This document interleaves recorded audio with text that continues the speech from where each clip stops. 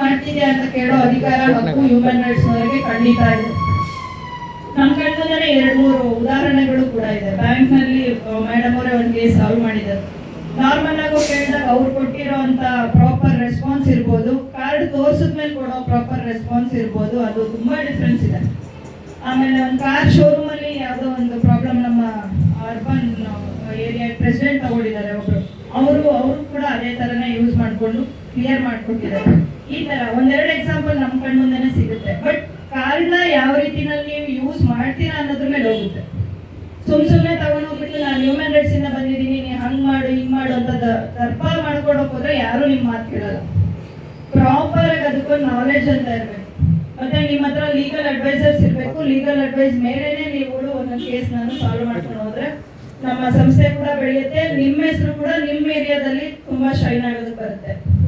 ಮತ್ತೆ ಈ ಸಂಸ್ಥೆನಲ್ಲಿ ಮೇನ್ ಮೂಲ ಉದ್ದೇಶಗಳಂತಂದ್ರೆ ನಾನು ಆಲ್ರೆಡಿ ಎಕ್ಸ್ಪ್ಲೇನ್ ಮಾಡಿದ್ದೀನಿ. ನಾವು ಸಿಕ್ಕಾಗ ಯಾರ್ಯಾರು ಸಿಕ್ಕಿದ್ರು ಅವ್ರಿಗೆಲ್ಲ ಗೌರ್ಮೆಂಟ್ ಇಂದ ತುಂಬಾ ಸೌಲಭ್ಯಗಳು ಜನಗಳಿಗಿದೆ.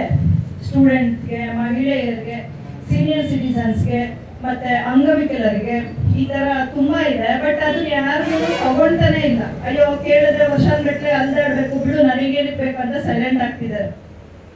ಯಾಕೆ ಸೈಲೆಂಟ್ ಆಗ್ತಾರೆ ಅಂದ್ರೆ ಸೇಮ್ ಅಲ್ಲೂ ಕೂಡ ಕರಪ್ಷನ್. ನೀನೊಂದು 500 ರೂಪೀಸ್ ಕೊಟ್ಟರೆ ನಿಮ್ಗೆ 2000 ಬರಂಗ್ ಮಾಡ್ಕೊಡ್ತಾರೆ. ಏನು ಕೊಡ್ಬೇಕು ದುಡ್ಡು ಅದು ಅರ್ಥ ಆಗಲ್ಲ ಜನಗಳಿಗೆ. ಕೊಡ್ತಾರೆ, ಒಬ್ರು 2000 ಬರುತ್ತೆ, 500 ರೂಪಾಯಿ ಹೋಗ್ಲಿ ಅಂತ ಕೊಟ್ಬಿಟ್ಟು ಮಾಡ್ಕೊಂತ ಇದ್ದಾರೆ. ಒಬ್ರು ಮಾಡ್ತಾ ಇದ್ರೆ ಇಬ್ರು ಮಾಡ್ತಾ ಇದ್ರೆ ನನ್ ದುಡ್ಡು ಕೊಟ್ಟೆ ಕೆಲಸ ಆಯ್ತು ನೀನು ಬಂದು ಮಾಡಿಸ್ಕೊ ಅಂತ ಇನ್ನೊಬ್ರು ಕರ್ಕೊಂಡು ಹೋಗ್ತಿದ್ದಾರೆ. ಸೊ ನಮ್ಮ ದುಡ್ಡಲ್ಲಿ ಅವ್ರನ್ನ ಬದುಕಿಸ್ತಿದ್ವಿ. ಅಗೇನ್ ಆ ಗೌರ್ಮೆಂಟ್ ಸ್ಯಾಲ್ರಿ ಕೊಡ್ತಿರೋದು ನಮ್ ದುಡ್ಡೇ. ನಾವು ಕಟ್ತಾ ಇರೋಂತ ಏನು ಟ್ಯಾಕ್ಸ್ ಇದೆ ಅದ್ರಲ್ಲೇ ಗೌರ್ಮೆಂಟ್ ಅವರಿಗೆ ನಾವು ಸಂಬಳ ಕೊಡೋದು. ಪೊಲೀಸ್ನವ್ರಿಗಾಗಿರ್ಬೋದು ಎಲ್ಲರಿಗೂ ಅದರಿಂದಾನೇ ಸಂಬಳ ಹೋಗುತ್ತೆ. ಸೊ ಯಾಕೆ ಪದೇ ಪದೇ ನಮ್ ದುಡ್ಡೇ ಹೋಗ್ಬೇಕು ಅವರಿಗೆ? ಸೊ ಅಂತವ್ರಿಗೆ ನಿಮ್ಮ ಹತ್ರ ಬಂದು ಹೇಳ್ಕೊಡೋಷ್ಟು ಧೈರ್ಯ ತುಂಬೋ ಜವಾಬ್ದಾರಿ ನಿಮ್ದೇನೆ. ಒಂದಷ್ಟು ಅವೇರ್ನೆಸ್ ಕ್ಯಾಂಪ್ಸ್ಗಳನ್ನ ಮಾಡ್ಬೇಕು. ಅವೇರ್ನೆಸ್ ಕ್ಯಾಂಪ್ ಮಾಡಿದಾಗ ಈ ತರದವ್ರು ಇದಾರೆ, ನಮ್ ಕಷ್ಟ ಹೇಳ್ಕೊಂಡ್ರೆ ಸಾಲ್ವ್ ಮಾಡ್ತಾರೆ ಅನ್ನೋ ಧೈರ್ಯ ಜನಗಳಿಗೆ ಬರ್ಬೇಕು. ಒಂದು ಯಾರೋ ಒಬ್ರು ಹೆಂಡತಿಗೆ ಗಂಡ ಹೊಡಿತಾ ಇರ್ತಾನೆ, ಅಥವಾ ಅತ್ತೆ ಮಾವ ಕಿರುಕುಳ ಕೊಡ್ತಾ ಇರ್ತಾರೆ. ಇವಾಗೆಲ್ಲ ಉಲ್ಟಾ ಆಗಿದೆ. ಹೆಂಡತಿ ಗಂಡು ಹೊಡಿತಾ ಇರ್ತಾಳೆ, ಅಪ್ಪ ಅಮ್ಮನೇ ಮಕ್ಳು ಹೊಡಿದು ಹಿಂಸೆ ಕೊಡ್ತಾರೆ, ಇಲ್ಲಾಂದ್ರೆ ಮಕ್ಳೇ ಅಪ್ಪ ಅಮ್ಮ ಹೊಡೆದು ಹಿಂಸೆ ಕೊಡ್ತಾ ಇರ್ತಾರೆ. ಆಕ್ಚುಲಿ ಕಂಪ್ಲೀಟ್ಲಿ ಉಲ್ಟಾ ಆಗಿದೆ. ಏನಕ್ಕೆ ಗೊತ್ತಿಲ್ಲ, ಮೇ ಬಿ ಕರೋನಾ ಎಫೆಕ್ಟ್ ಇರ್ಬೇಕು, ಎಲ್ಲ ಚೇಂಜಸ್ ಆಗೋಗಿರೋದು. ಸೊ ಹೀಗಾದಾಗ ಏನಾಗುತ್ತೆ, ಹೇಳ್ಕೊಳೋದಕ್ಕೆ ಬಾಯ್ ಬಿಟ್ಟು ಹೇಳ್ಕೊಳೋದಕ್ಕೆ ಭಯ ಪಡ್ತಾ ಇದ್ದಾರೆ. ಒಂದು ಮರ್ಯಾದೆ ಹೋಗುತ್ತೆ, ಹೊರಗಡೆ ಮರ್ಯಾದೆ ಹೋಗುತ್ತೆ, ಮರ್ಯಾದೆ ಹೋಗುತ್ತೆ ಅಂತ ಪ್ರಾಣ ಕಳ್ಕೊಳ್ಳೋ ಸ್ಥಿತಿಗೂ ಬರ್ತಾ ಇದ್ದಾರೆ ಹೆಣ್ಮಕ್ಳು. ಹೆಣ್ಮಕ್ಳಾಗಿರ್ಬೋದು, ಇವಾಗ ಜಾಸ್ತಿ ಗಂಡ್ಮಕ್ಳೇ ಸೂಸೈಡ್ ಮಾಡ್ಕೊಂತಾರೆ. ನಾನು ಹೆಂಡತಿ ಅದು ವಿಡಿಯೋ ಮಾಡ್ಬಿಟ್ಟು ಸೂಸೈಡ್ ಮಾಡ್ಕೊಂತಿದ್ದಾರೆ. ವಿಡಿಯೋ ಮಾಡಿ ಸೂಸೈಡ್ ಮಾಡ್ಕೊಂತಿದ್ದಾರೆ. ನಾನು ಹೆಂಡತಿ ಹಿಂಗ್ ಓಡೋಗ್ಬಿಟ್ಲು, ನನ್ನ ಹೆಂಡತಿ ಹಿಂಗ್ ಮಾಡ್ತಾ ಇದ್ದಾಳೆ, ಡೈಲಿ ನಾನು ಬರೀ ಮೊಬೈಲಲ್ಲಿ ಇರ್ತಾಳೆ, ಹಂಗಿರ್ತಾಳೆ ಹಿಂಗಿರ್ತಾಳೆ.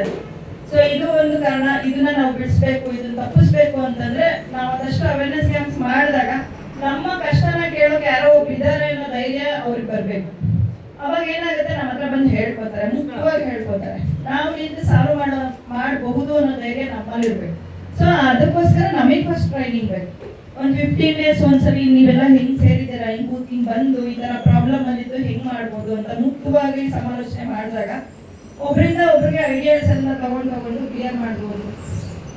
ಈ ತರ ಸಮಸ್ಯೆಗಳು ಬಂತು ಅಲ್ಲ, ದೊಡ್ಡ ದೊಡ್ಡ ಸಮಸ್ಯೆ ಬಂತು ಅಂದ್ರೆ ಯಾವತ್ತೂ ನಮ್ಮ ಸಂಸ್ಥೆ ಇದ್ದೇ ಇರುತ್ತೆ. ಏನೇ ಇರಬಹುದು, ನಿಮ್ಮ ರಾಜ್ಯ ಮಟ್ಟದಲ್ಲಿ ಏನಾದ್ರು ಹೇಳಿದ್ರೆ, ಡಿಸ್ಟ್ರಿಕ್ಟ್ ಲೆವೆಲ್ ಏನಾದ್ರು ಹೇಳಿದ್ರೆ, ಜಿಲ್ಲಾ ಮಟ್ಟದಲ್ಲಿ ಅದು ನಮ್ಮವರೆಗೂ ತಲುಪಿದ್ರೆ ನಾವು ಖಂಡಿತ ಬಂದು ಕ್ಲಿಯರ್ ಮಾಡ್ಕೊಂಡು ಅಂತ ಕೆಲಸಗಳು ನಾವು ಮಾಡ್ತೀವಿ. ಸೊ ಇದಾದ್ಮೇಲೆ ಇನ್ನೊಂದು ಅಂತಂದ್ರೆ ಸ್ಟೂಡೆಂಟ್ಸ್ ಹಾಳಾಗ್ತಾ ಇದ್ದಾರೆ ಅಂತಂದಾಗ, ಒಂದು ಬ್ಯಾಡ್ ಹ್ಯಾಬಿಟ್ಸ್ ಇಂದ ಹಾಳಾಗ್ತಾ ಇರ್ತಾರೆ.